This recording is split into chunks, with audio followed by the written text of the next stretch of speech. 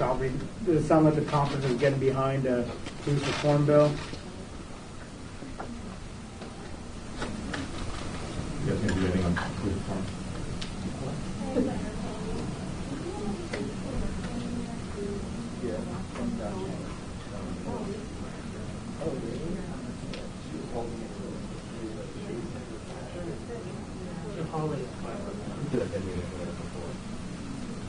Yeah. No, was it Piedmont Bar? That's where it was supposed to be this summer. Really? Yeah. Fish.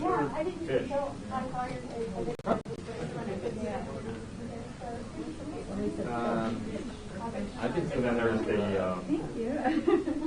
yeah, but Alpharetta. That's a big Alpharetta. Right. I went with Costa. 555. Or whatever if they renamed it. Yeah, I went with Costa in 2016. Right before the election, when they did the fall torch, we were freezing our ass off. Oh, really? Not appropriately garbed.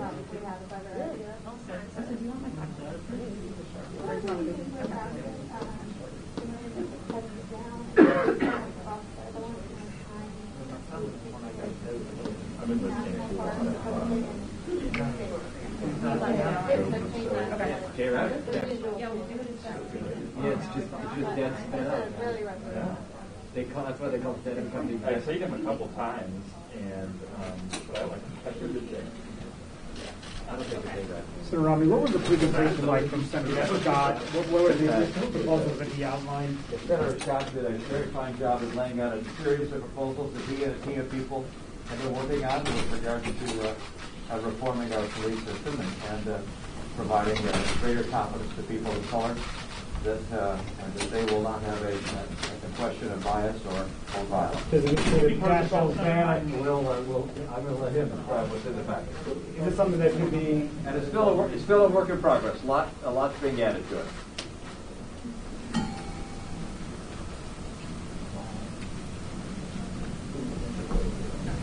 Do me a favor, just open up that hallway a little bit, okay? Thank you.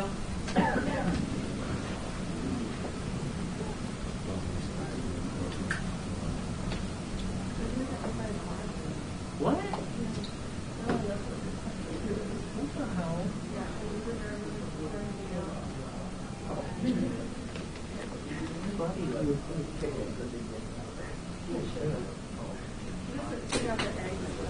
What's up, bud?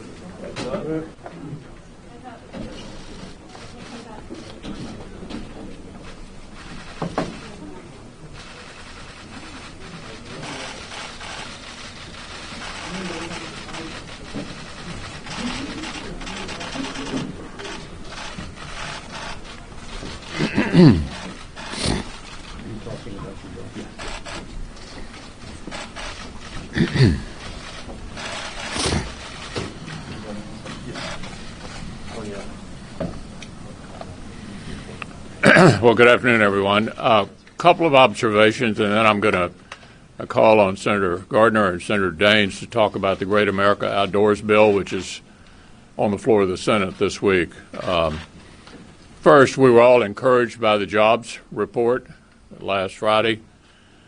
By virtually all the analysis, it indicates the CARES Act is working, PPP is working, and it's encouraging to see as the various states open up, Americans re-engaging and the economy opening up. Secondly, I've asked Senator Tim Scott to lead a group that is working on a proposal to allow us to respond to the obvious racial discrimination that we've seen on full display on our television screens over the last 2 weeks, and what is the appropriate response by the federal government. So Tim spent most of our lunch explaining his proposal that's in the works, and we'll all have more to say about that in the future. But now let's turn to the actual business of the Senate this week, and we'll call on our colleagues to talk to you about the Great America Outdoors Act. Thank you, Mitch. For the past several months, Americans have spent the past several months in the great indoors. and this week we get to talk about the great outdoors. The Great America Outdoors Act is a historic piece of legislation with tremendous bipartisan support. 60 co-sponsors representing states across the country, Republicans and Democrats coming together for the most significant conservation package this country has seen in 50-plus years. It combines Land and Water Conservation Fund, which is our crown jewel of conservation programs, along with the Restore Our Parks Act, which will put billions of dollars to catch up with the deferred maintenance backlog in our national park system. This is incredibly appropriate now, of course, as our economy continues to get back onto its feet. This legislation will help create over 100,000 jobs. And you think about what it means to states like Colorado, where the western slope had to shut down months early at ski season, hotels emptied early, restaurants emptied early. This is going to put people back to work protecting our great open spaces, the biggest and greatest ideas of the American people represented in our national parks, our forest systems. This legislation will provide dollars to maintain our national parks, our national forests, our Bureau of Land Management ground, of course, which is BLM, is now headquartered in the great state of Colorado, our U.S. Fish and Wildlife Service properties, along with the Bureau of Indian Education. Last night's vote, 80-17, was a tremendous showing of support. I look forward to this continued bipartisan success through this week and ultimately to the bill's passage. I can think of nothing more appropriate than getting people back on their feet, getting jobs created, and giving Americans a little bit more time to get out into the great outdoors, something that we all know, we cherish, we respect, and we need for generations to come. Well, I can tell you out in Montana we've got some cabin fever, and we're looking forward to spending more time outside. We are on the cusp of passing the most historic conservation legislation in 50 years. And isn't it ironic that it will take public lands to bring a divided government and a divided nation together?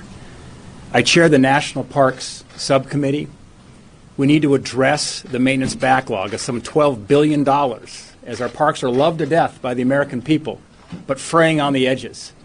We've expanded that to include the Forest Service and our forest lands, as well as BLM and some tribal lands as well on the maintenance backlog. But how do we get to this point? If you go back to the end of last Congress, we were trying hard to get some of this legislation passed. We were getting close. We couldn't quite get there. And thanks to the agreement of the proverbial four corners of our leadership in Congress, as well as the President, in February of 19, we passed what at that time was the largest public lands bill probably in 10 years. We got that across the finish line. It was a year later, just February of 2020, where Senator Gardner, myself, and Leader McConnell went to the White House and sat across the table in the Roosevelt Room with President Trump and showed him the benefits of this bill, the Great America Outdoors Act. And he listened to us for about 30 minutes, and he said, if you get that bill passed, I'll put it on my desk and I'll sign it. This will deal with the infrastructure challenge that we face right now across our public lands. It's a job-creating bill. In fact, in Montana, it's some $7 billion outdoor economy we have in our great state. And it protects our Montana way of life. It's a state where a mom and dad still go down to Walmart and buy a deer tag or an elk tag. As we say in Montana, we are the last best place. We get to work where we also love to play, and that's Montana.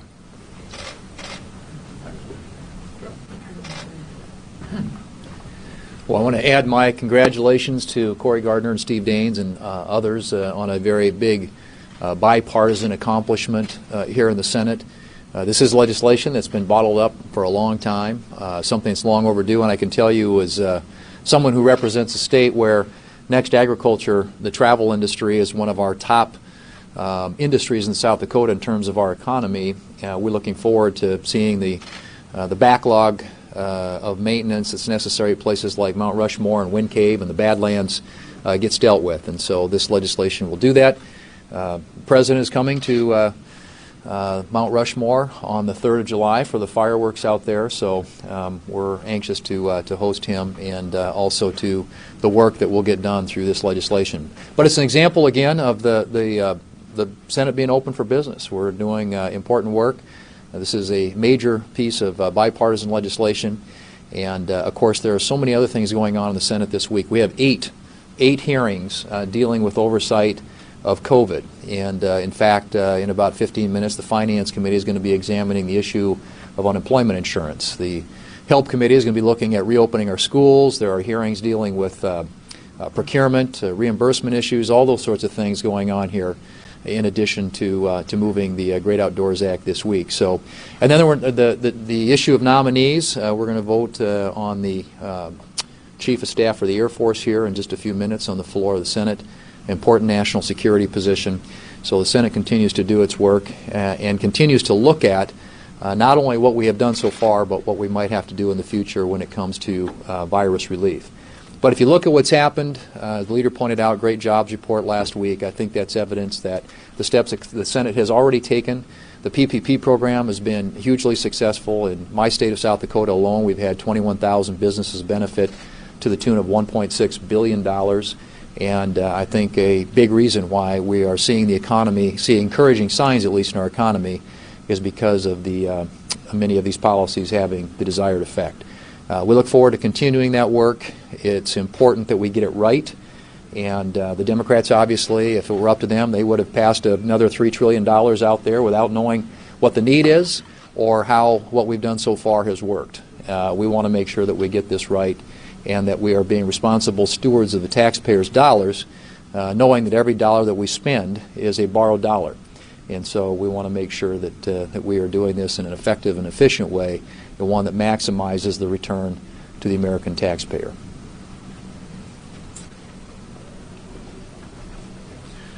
Well, the CARES Act has worked, and you saw the success this just past week when we take a look at the unemployment numbers and the fact that with 2.5 million new jobs were created. It is the single biggest jobs report we've had for a month in the history of the United States.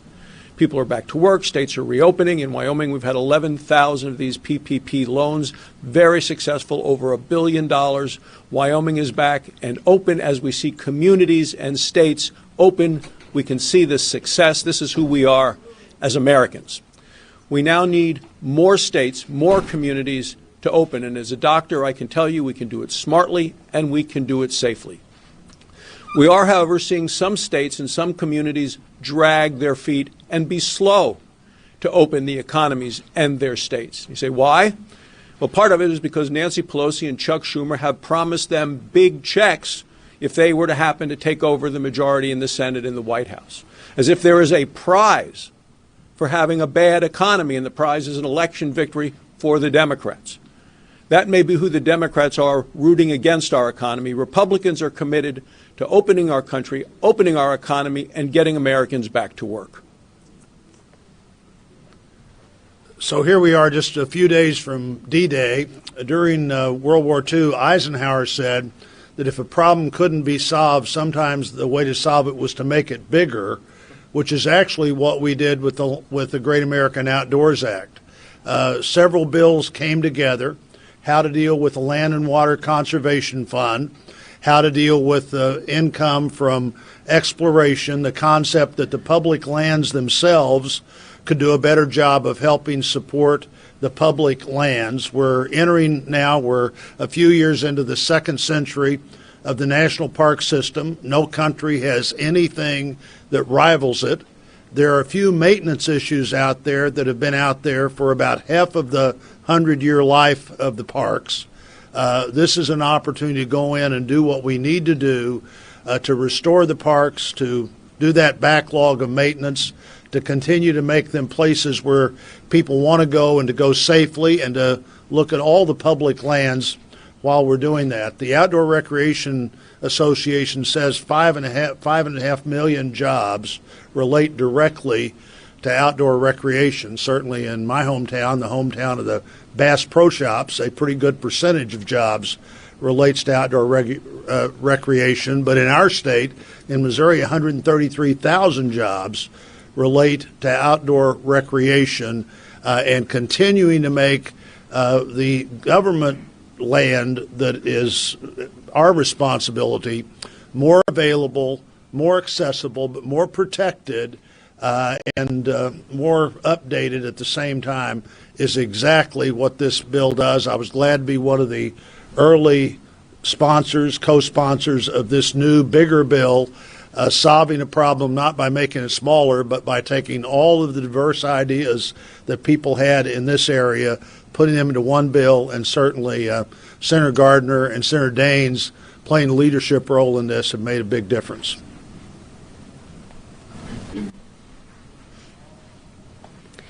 Today, many people across the United States are honoring the life of George Floyd. And so I would just encourage everybody to take pause and really reflect upon the loss of his life and recognize that it was taken way too soon. And it is very unfortunate that his death was the catalyst for talks that needed to happen a very long time ago.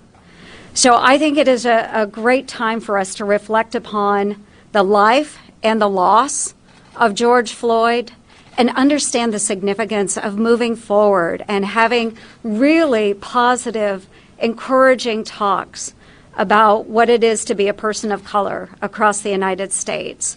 And so I'm so thankful for the great conversation that we just had with Senator Tim Scott, and a way that we can move forward and talk about racial injustice and how we can solve it and be part of the solution, not part of the problem. It is a really great time for us to come together and do that. So upcoming events, I'll be sitting down with Chaplain Barry Black, who not only is a wonderful veteran of the United States Navy, but also serves as our Senate chaplain and provides prayer for us every single day, just to understand his leadership opportunities and where we can go in the future. I also want to give a shout out to a gentleman I've worked with not just since the death of George Floyd, but for many years now, a rapper hip-hop artist in Des Moines by the name of Will Keeps. Will has a wonderful nonprofit organization that has worked with underprivileged children in the Des Moines metro area, helping them overcome the challenges of race and injustice. Mr. Will Keeps' organization Starts Right Here is exactly the type of organization that we should look to find those types of solutions of inequality throughout our community. So I look forward to tackling this issue, continuing a conversation, and hopefully it's not one that we easily forget. Thank you. Well, relief is on the way for so many American workers and our hardest hit businesses. In a bipartisan fashion, but with Republican leadership here in the Senate and with the signature of the President of the United States, we've been able to get passed into law the Paycheck Protection Flexibility Act. This act will make a number of improvements to the important Paycheck Protection Program from which so many Americans have benefited, but perhaps most notably it will extend the period of time from 8 weeks to 24 weeks in which someone can receive paycheck protection funds and have those monies forgiven by the federal government. This is essential to small businesses and other hard-hit businesses around the state of Indiana, and of course to their employees as well. I know this because I heard this early on in the course of our efforts to put together a series of proposals to address the needs of our economy. This was also a fix that was incorporated into the Restart Act that I have proposed. The Paycheck Protection Program is clearly working based on not just the feedback I'm hearing from my constituents, but also based on the jobs report that we just received. Incredibly encouraging, record strength as it relates to this jobs report, and let's hope there's more good news to come. I, for one, stand ready to continue to fight on behalf of Hoosier workers and Hoosier small businesses, and look forward to working with my colleagues on that effort on an ongoing basis. Yeah. As you were talking about police reform here, this morning the president was tweeting about this Buffalo protester. We saw him on video, pushed over by police. He was bleeding. The president said that he could be an Antifa provocateur. He said that he fell harder than he pushed. He questioned if he was set up. Is that appropriate? Well, as I said, what we've been talking about here in the Senate Republican Conference is what we think is the appropriate response to the events of the last few weeks. And under the leadership and guidance of Senator Tim Scott, at some point in the near future, we'll have recommendations to be made. What about the president's tweet, though? Was that appropriate, sir? As I said, we are discussing in the Senate Republican Conference what response we think is appropriate to the events of the last 2 weeks.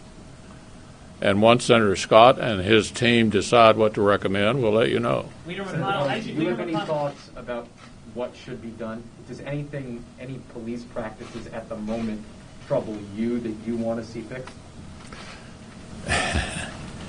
I told you how we're approaching this. I can tell you again if you'd like. No, that's okay. Okay. Leader McConnell, the Great Outdoors Act. Yeah. Can you talk about your record on civil rights and why you think it's important for the Republican Party to have a response to what's going on in the country right now? Well, absolutely. I think it's important to have a response. And, you know, none of us have had the experience of being an African American in this country and dealing with this discrimination, which persists here some 50 years after the 1964 Civil Rights Bill and the 1965 Civil Rights Bill. We're still wrestling with America's original sin.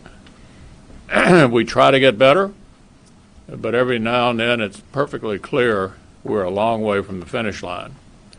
And I think the best way for the Senate Republicans to go forward on this is to listen to one of our own who's had these experiences. He's had them since he's been in the United States Senate. And with his guidance and leadership, we're going to come together with a proposal that we think makes the most sense for the federal government in the wake of what we've seen and experienced over the last couple of weeks. Leader McConnell, on the Great Outdoors Act, as you know, Senator Gardner, Senator Daines, they've been lobbying this for a while. Did you hand them an election year gift by allowing this to go forward 5 months before Election Day? Well, what we had is a unique opportunity to actually make a law. As you can imagine, there are not many similarities between this Democratic House and this Republican Senate. And that dramatically limits the number of things we can agree to. So, fortunately, here we had two important bills that enjoyed bipartisan support and a way to actually make a difference for the country. It is in proximity to an election, but that makes it even more remarkable that we're absolutely able to get together in spite of the contests that are going on all over the country to see who's going to be in charge next year. We've been able to overcome that.